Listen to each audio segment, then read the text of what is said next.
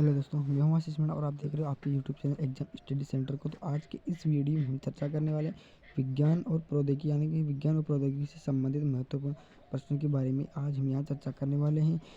Video शुरू करने से पहले आप सभी से निवेदन है कि यदि आप नए आए हो चैनल पर तो चैनल को सब्सक्राइब करें, वीडियो को लाइक करें, शेयर करें और कमेंट करें। ओके, तो शुरू करते हैं वीडियो।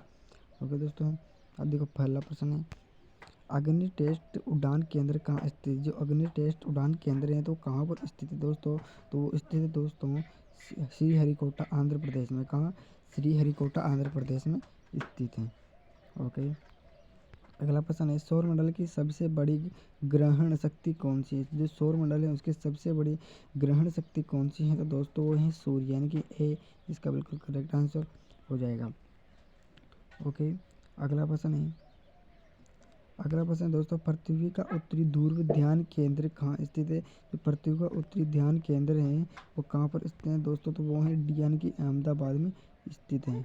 अहमदाबाद भारत में स्थित है। ओके दोस्तों, अगला प्रश्न है, भूकंप के लिए उपयुक्त सामरिक उपकरण कौन सा है। जो भूकंप के लिए उपयुक्त सामरिक उपकरण है वो कौन सा है, तो दोस्तों वो है सिस्मोग्राफ। कौन सा है? सिस्मोग्राफ। तो बिल्कुल करेक्ट आंसर बी हो जाएगा।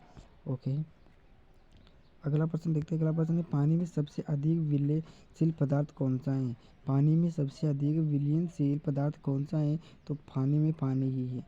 ओके दोस्तों, विलयनशील बी यानी कि पानी है। ओके दोस्तों, अगला प्रश्न देखते हैं। अगला प्रश्न है, मुगल सम्राट अकबर का ग्रंथ का उपयोग करते हैं। मुगल सम्राट अकबर के कौन सा ग्रंथ का उपयोग करते हैं, तो वो करते हैं अकबरनामा का। कौन सा? अकबरनामा। तो बी इसका बिल्कुल करेक्ट आंसर हो जाएगा।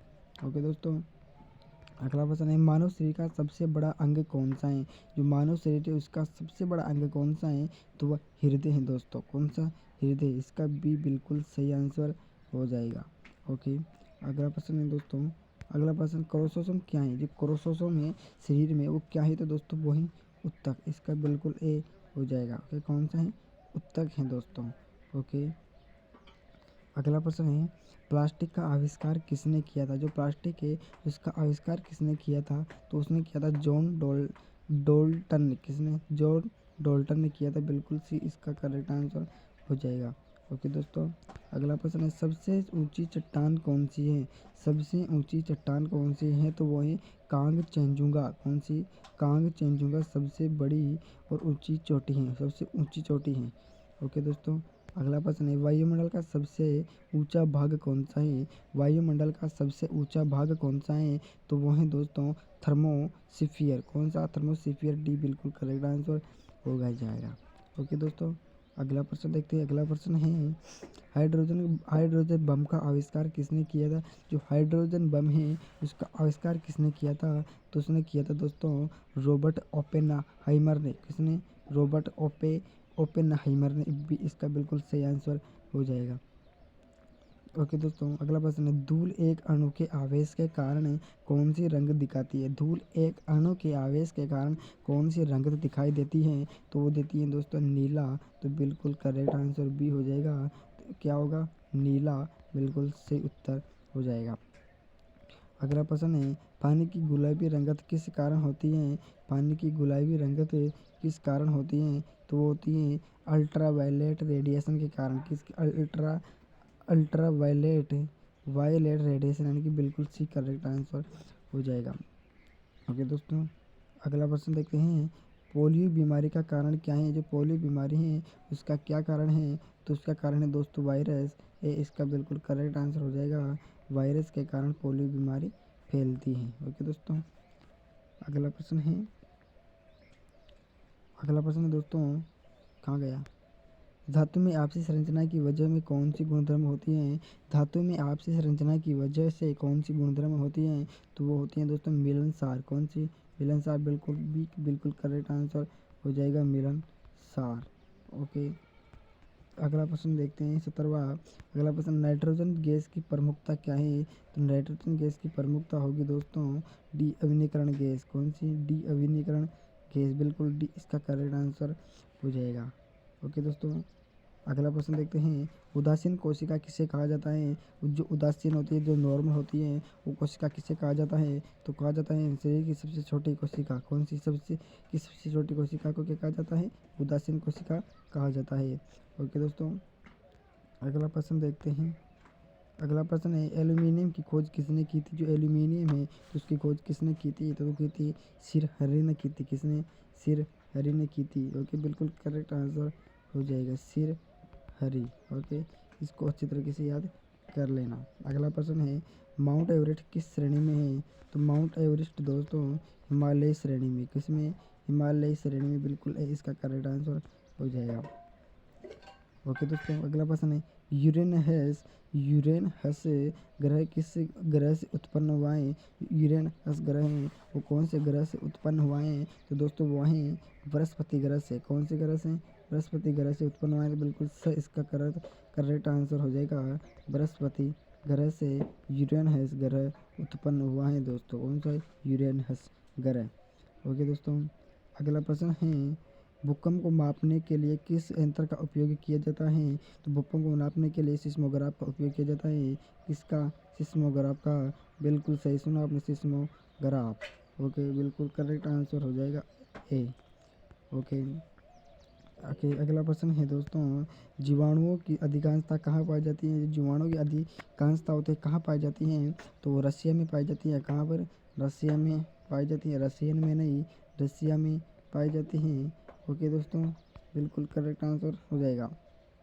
अगला प्रश्न है दोस्तों, गैलेनिक सेल में किस धातु का उपयोग होता है? जो गैलेनिक सेल होती है उसमें कौन सी धातु होती है? तो उनसे कॉपर धातु का उपयोग किया जाता है।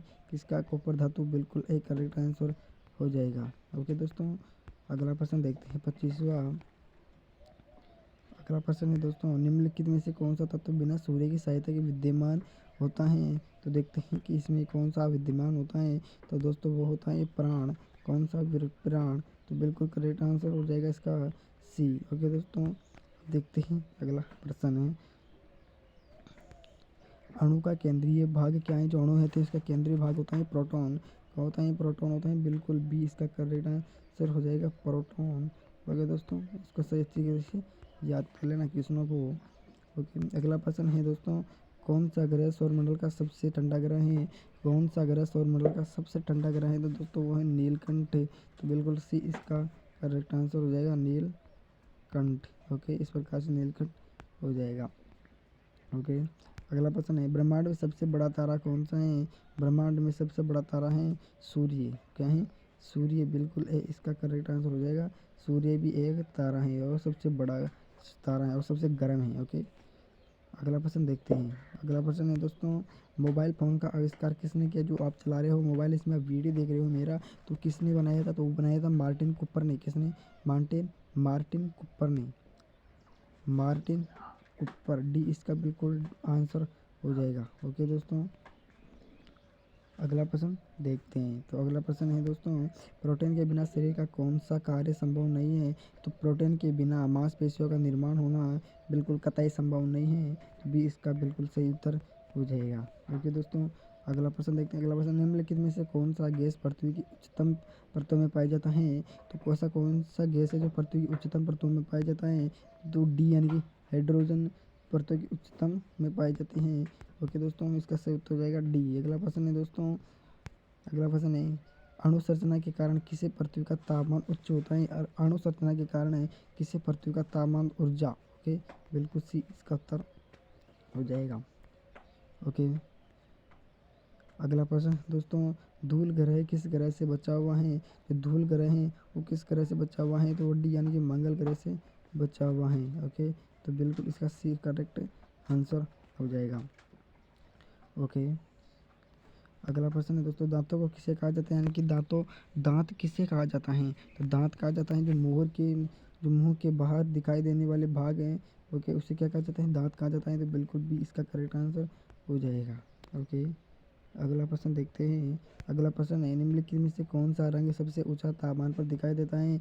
तो पीला रंग होता है जो सबसे ऊंचा दिखाई देता है। तो इसका डी इसका करेक्ट आंसर हो जाएगा। ओके दोस्तों, तो हमारे पूरे 35 क्वेश्चन हो चुके हैं साइंस से रिलेटेड। ओके, अच्छी तरीके से याद करें। जय हिंद, जय भारत।